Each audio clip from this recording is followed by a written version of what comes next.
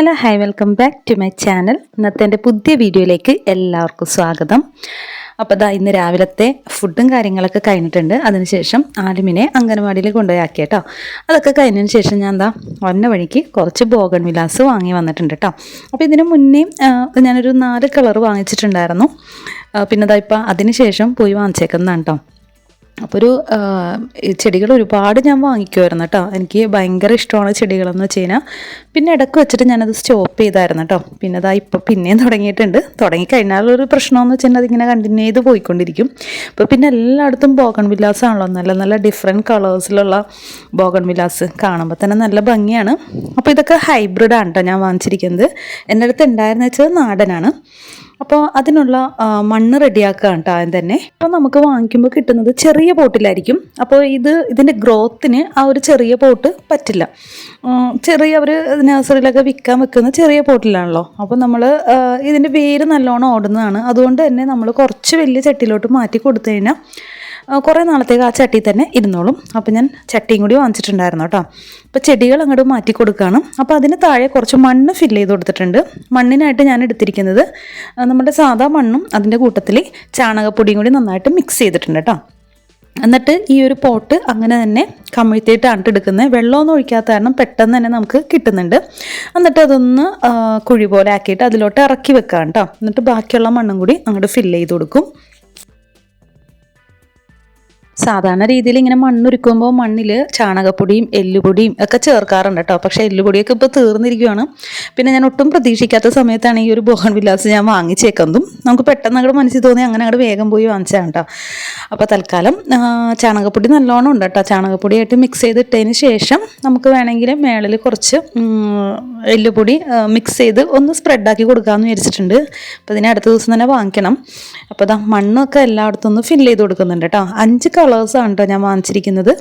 എല്ലാം നല്ല വെറൈറ്റി ആയിട്ടുള്ള കളേഴ്സാണ്. ഈ ഒരു പോട്ട് കണ്ടോ, ഇതിൽ മജന്തയും ഓറഞ്ചും വൈറ്റും ഒക്കെ കൂടി മിക്സഡ് ആയിട്ടുള്ള ഒരു കളറാണ് കേട്ടോ. അതിൻ്റെ പേര് ഞാൻ മറന്നുപോയി.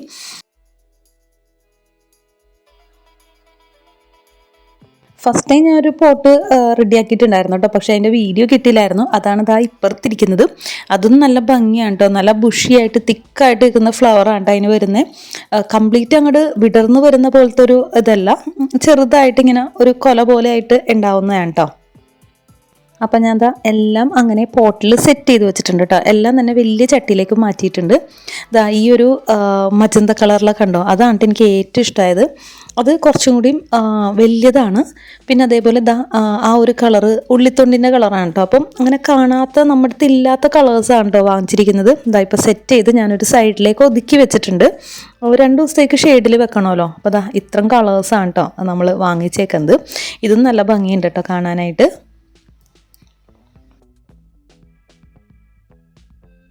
അങ്ങനെ ചെടികളൊക്കെ സെറ്റ് ചെയ്തതിന് ശേഷം ഒതുക്കി എല്ലാം എടുത്ത് വെച്ചിട്ടുണ്ട്. ഞാനിത് ഉച്ച കഴിഞ്ഞോട്ട് ഇത് സെറ്റ് ചെയ്തപ്പോൾ, ഞാൻ ശരിക്കും രാവിലെയാണ് ചെടികളിങ്ങനെ മാറ്റി വയ്ക്കാറ്. പക്ഷേ ഇന്നിപ്പോൾ കൊണ്ടുവന്നപ്പോൾ തന്നെ എനിക്ക് പെട്ടെന്ന് നടാൻ തോന്നിയിട്ട് അങ്ങനെ ചെടികളൊക്കെ ഒന്ന് സെറ്റ് ചെയ്ത് വെച്ചാണ് കേട്ടോ. ഇപ്പോൾ ട്യൂഷൻ തുടങ്ങിയിട്ടുണ്ട്. അപ്പോൾ ഹസ്ബൻഡ് പുറത്തു പോയി വന്നപ്പോൾ ചാളയും അയിലയും വാങ്ങിച്ചിട്ടുണ്ട്. ഞാനിവിടെ ട്യൂഷൻ എടുത്തുകൊണ്ടിരിക്കുകയാണ് കേട്ടോ. അപ്പോൾ അതുകൊണ്ട് തന്നെ ഹസ്ബൻഡാണ് മീൻ റെഡിയാക്കുന്നത്.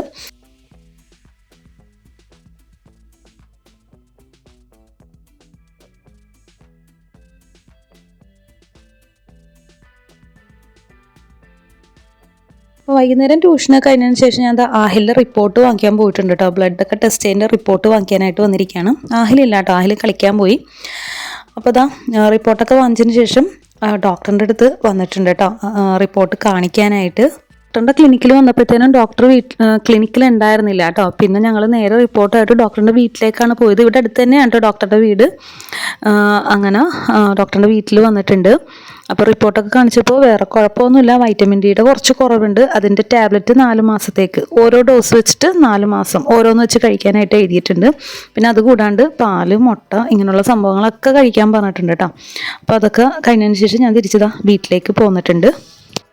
അപ്പോൾ മെയിനായിട്ട് അവനോട് കഴിക്കാൻ പറഞ്ഞേക്കുന്നത് പാല്, മുട്ട, പഴം, ഫിഷ് ഡെയിലി കഴിക്കാൻ പറഞ്ഞിട്ടുണ്ട്. ഇത് സത്യം പറഞ്ഞാൽ ഇതൊന്നും അവൻ കഴിക്കാത്ത സംഭവങ്ങളാണ്.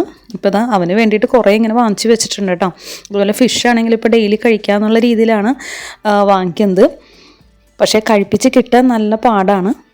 അപ്പോൾ വീട്ടിലേക്ക് പോകുന്നതിന് മുമ്പ് കുറച്ച് ഐറ്റംസ് തീർന്നിരിക്കുമായിരുന്നു കേട്ടോ. അപ്പോൾ ഞാൻ വന്ന വഴിക്ക് അതൊക്കെ വാങ്ങിച്ചു. നമ്മൾ മൈദപ്പൊടി, അരിപ്പൊടി, അവൽ, മുട്ട ഇതൊക്കെ തീർന്നിരിക്കുമായിരുന്നു കേട്ടോ. അപ്പോൾ അതൊക്കെ വാങ്ങിച്ചിട്ടുണ്ട്. ഇനിയിപ്പോൾ മുട്ട ഡെയിലി കൊടുക്കണവന്, പക്ഷെ അത് കഴിപ്പിച്ച് കിട്ടാൻ നല്ല പാടാണ്. അപ്പോൾ ഇതാണ് അവൻ എഴുതിയിരിക്കുന്ന ടാബ്ലറ്റ്. ഇത് 4 എണ്ണമാണ്, 4 മാസത്തേക്കാണ്. അതായത് മാസത്തിൽ ഒരെണ്ണം വെച്ചാണ് കഴിക്കേണ്ടത്. വൈറ്റമിൻ ഡിയുടെ ആണ് കേട്ടോ. അപ്പോൾ ഇന്നത്തെ ഡേറ്റ് വെച്ച് കഴിക്കുകയാണെങ്കിൽ അടുത്ത മാസം ആ സെയിം ഡേറ്റ് വെച്ച് കഴിക്കണം കേട്ടോ.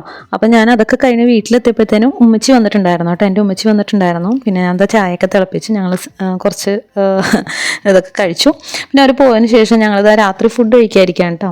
അപ്പോൾ പുട്ടും രാവിലത്തെ ഗ്രീൻ പീസ് കറി ഉണ്ട്, അതാണ് കഴിക്കുന്നത്.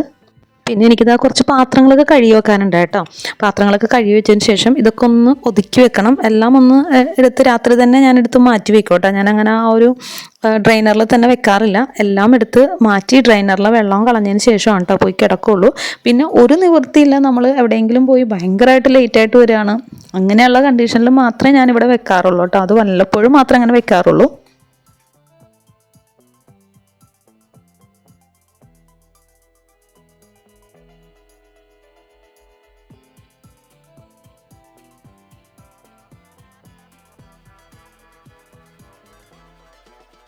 പിന്നെ അഹിലിന് അസൈൻമെൻറ്റ് സ്റ്റാർട്ട് ചെയ്തിട്ടുണ്ട് കേട്ടോ സ്കൂളിൽ. അടുത്ത എക്സാമിന് മാർക്ക് ആഡ് ചെയ്യാനുള്ളതാണ്. അപ്പോൾ അതൊക്കെ ഒന്ന് അവൻ ചെയ്തതിന് ശേഷം അതിന് ജസ്റ്റ് ഒരു ഫോട്ടോ എടുത്താണ് കേട്ടോ.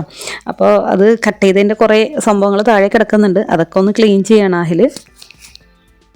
അപ്പോൾ പാത്രങ്ങളൊക്കെ അത്യാവശ്യം എടുത്ത് മാറ്റിയിട്ടുണ്ട്. ഇനി ഈ കാണുന്ന 2-3 പാത്രങ്ങൾ മാത്രമേ ഉള്ളൂ. അപ്പോൾ അതും കൂടി ഒന്ന് വേഗം ഒന്ന് ഒതുക്കി വെക്കാം കേട്ടോ. അപ്പോൾ നമ്മുടെ ജോലികളൊക്കെ കഴിഞ്ഞിട്ടുണ്ട് കേട്ടോ. കിച്ചൺ ക്ലീൻ ആക്കിയിട്ടുണ്ട്, എല്ലാവരും നന്നായിട്ടൊന്ന് തുടച്ച് പാത്രങ്ങളൊക്കെ ഒന്ന് എടുത്ത് വെച്ചിട്ടുണ്ട് കേട്ടോ. സിങ്കിൻ്റെ സൈഡിലിരിക്കണ കുറച്ച് പാത്രങ്ങൾ മാത്രമേ ഉള്ളൂ, ബാക്കിയെല്ലാം തന്നെ നമ്മൾ എടുത്ത് വെച്ചിട്ടുണ്ട്. ഈ വർക്ക് ഏരിയയുടെ ഗ്യാസ് ഞാൻ ജസ്റ്റ് ഒന്ന് അടച്ച് വെക്കും കേട്ടോ. ഒരു ഷീറ്റ് ഇതേപോലെ ഉണ്ട്, അപ്പോൾ അതും കൊണ്ടിട്ട് എന്നെ അങ്ങോട്ട് കവർ ചെയ്ത് വെക്കും.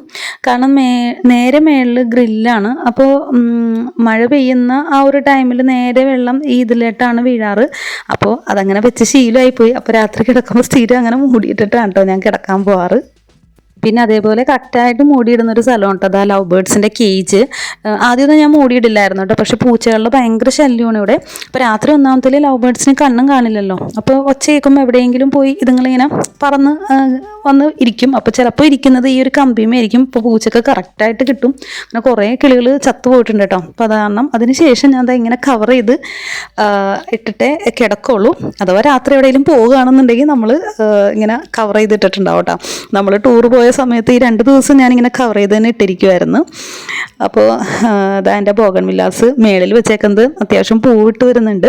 അപ്പോൾ ജസ്റ്റ് അങ്ങോട്ട് വീഡിയോ എടുത്താണ് കേട്ടോ. ഫ്ലവറൊക്കെ ഉണ്ടായി നിൽക്കണ കണ്ടപ്പോൾ ഒരു ജസ്റ്റ് ഒരു വീഡിയോ എടുത്താണ്. അപ്പോൾ എൻ്റെ വീട്ടിൽ ഒരുപാട് ചെടികളുണ്ട് കേട്ടോ. അപ്പോൾ ഉമ്മച്ചി ഇതേപോലെ ഞാൻ ക്രോട്ടൺ പ്ലാന്റ് ആണ് നട്ടു വെച്ചിരുന്നത്. അത് കണ്ടപ്പോൾ ഉമ്മച്ചിക്ക് ഇഷ്ടമായിട്ട് അത് ഞാൻ എടുത്ത് കൊടുത്തിട്ടുണ്ട്. ഇനി ആ പോട്ടിൽ വേറെ എന്തെങ്കിലും സെറ്റ് ചെയ്യണം. അപ്പോൾ ഇത്രയുള്ളൂ ഇന്നത്തെ എൻ്റെ വീഡിയോ ഇഷ്ടപ്പെട്ടാൽ ഒന്ന് സപ്പോർട്ട് ചെയ്തേക്കണേ. Thank you for watching.